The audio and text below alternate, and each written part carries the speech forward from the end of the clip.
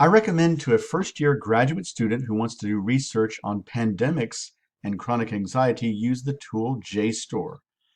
So at this database, the first thing you see prominently on your screen is a search field. So we're going to go ahead and just type pandemics and anxiety and see what the results are.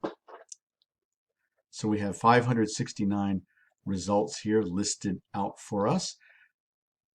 I recommend narrowing the search to journals. So go over on the left side of the screen under academic content and select only journals and publication date. Let's narrow that to 2015 through 2020 and see what this does to our results. It drops it to 33 search results. But I see that some of those search results involve terrorism, and that is not at all what the student is interested in. So let's go to advanced search from this point and enter our words, pandemic and anxiety. But let's add a new search field and select not. And we're going to enter terrorism.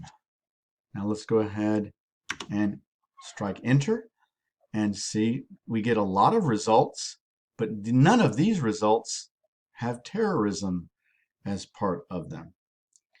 If you want to narrow the content, I suggest selecting journals on the left side of the screen. That narrows it down to 1475 search results. Let's narrow the date, 2015 to 2020. Let's apply that. So now we are dropped to just 97 search results that deal with pandemics and anxiety. So that's a very good result. Thank you so much for your time. I hope this has been helpful.